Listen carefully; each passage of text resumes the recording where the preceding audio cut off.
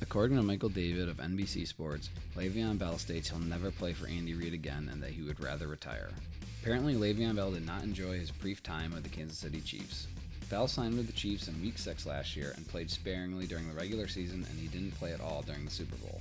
Bell took to Instagram to write that he would never play for Andy Reid again. Bell commented on a random post of somebody spending $700 at McDonald's. Once people realized it was an NFL player commenting, they took that time to ask him questions. It is unclear what Bell has against Andy Reid, but Bell does state that he will keep playing in the NFL. At this point, it may be tough for Bell to find a coach that wants him. It is hard to imagine that at this point Andy Reid would.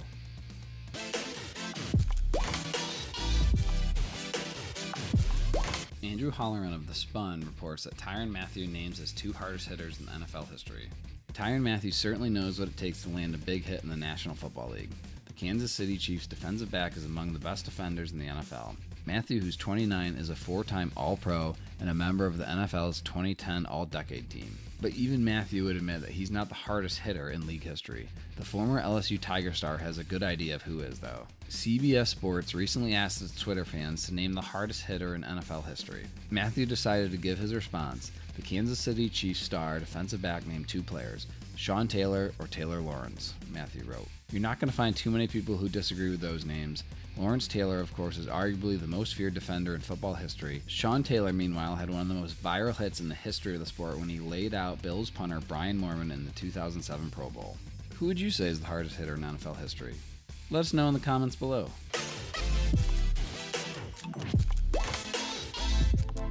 One of the more high-profile free agents still out there is cornerback Richard Sherman.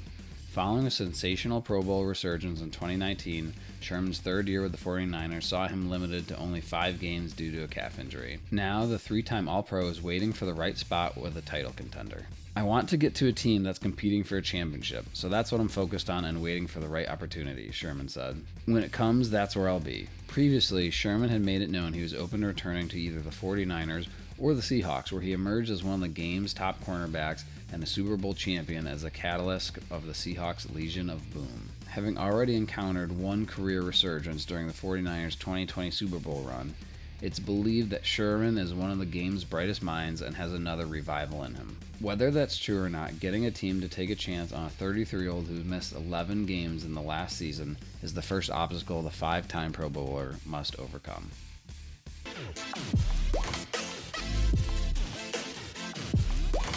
Odell Beckham tore his ACL last season in Week 7 after a Baker Mayfield interception. Since, the football world has seen few glimpses of OBJ. Jarvis Landry has viewed firsthand how Beckham's rehab is going. Landry told reporters that during the offseason workouts, his teammate had looked back to his old self following the knee surgery. Man, he looked amazing, Landry said. I can't wait for you guys to see him. I can't wait for him to get back out there. He's in fantastic shape. He's ready to go. He's only, 6.5 months beyond surgery? And he's already doing some things that would blow your mind away. Beckham has periodically posted videos on social media of himself running and working out. None of them have given a deep look into how the 28-year-old's rehab has progressed. Landry states that OBJ looked great when they work out together. He ran a post route, sticking off the same injured leg and exploding out of it, then going up, jumping off that same leg, and making the catch, Landry stated. Beckham struggled to find his groove last season, and his chemistry with Baker Mayfield never came together. However, getting OBJ back healthy and motivated could take this offense to another level.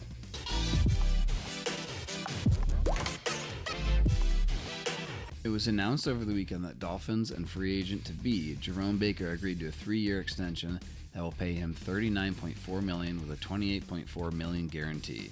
That's a big price to pay for a player that doesn't carry the star power as many as the other players around the league. But while fans of other teams are wondering why Miami paid such a premium, the reality is Baker is one of the most consistent linebackers and leaders of this defense. Now the question is, will Mike Gesicki be the one to get the next contract? Gesicki was taken in the same draft, 1 round earlier, and has been a productive tight end for the Dolphins, but this is relatively new territory for the Dolphins front office, and frankly, we don't know what value they put on the position.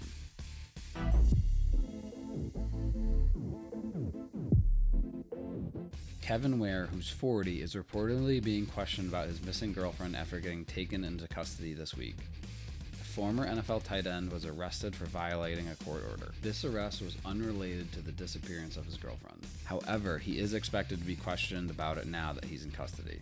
KPRC2 stated that the former NFL tight end was picked up on a warrant for failing to report for a bond supervision in the last 2 months for previously charged or unlawful possession of a firearm by felon and possession with the intent to deliver controlled substances in Montgomery County.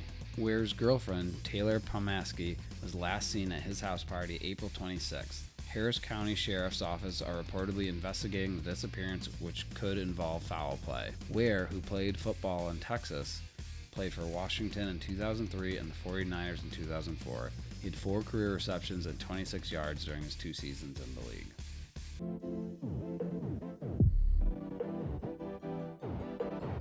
Kansas City safety Tryann Mathieu isn't here for Le'Veon Bell's criticism of his head coach. As reported earlier, Bell wrote in an Instagram comment that he would never play for Andy Reid again. Tryann Mathieu, also known as the Honey Badger, responded to this on Twitter, stating, "These fellows will blame everybody for their lack of success. That's how I know I'm built different." The Honey Badger, who's earned first-team All-Pro nods in each of his 2 seasons with the Chiefs, clearly has had a different experience with the Kansas City head coach. Afterwards, Bell took to Twitter to apologize for his comments, but said he has no regrets about his feelings and cited a personal problem with Reid. Bell added that he loved his experience in Kansas City and enjoyed his teammates, the city, the food, the fans, and just about everything. He did not reveal any of the specifics about his issue with the head coach, who many players have been singing the praises of. Bell, who still remains unsigned, was a star with the Pittsburgh Steelers for his first 5 years of his career. He earned All-Pro nods, Pro Bowl selections, and he just hasn't regained his early form after missing the 2018 season.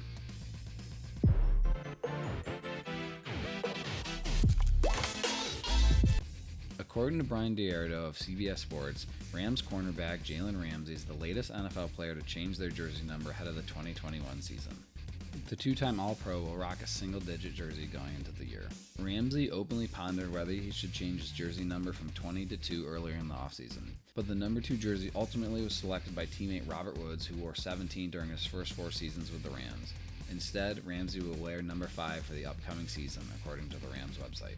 Ramsey wore 20 exceptionally well during his first 5 seasons in the NFL. The 5th overall pick in the 2016 draft, Ramsey has earned 4 Pro Bowls and added 2 All-Pro seasons under his belt. He was a key member of the Jaguars' 2017 team that advanced to the AFC Championship game and helping LA advance to the divisional round in the 2020 playoffs. CBS Sports writer Peter Presco recently stated that Ramsey was the 15th best player entering the 2021 season. That's going to wrap it up for our NFL news. Thank you so much for watching. If you enjoyed the video, be sure to subscribe to TMM and click the bell to be notified whenever we post in the future. Stay tuned.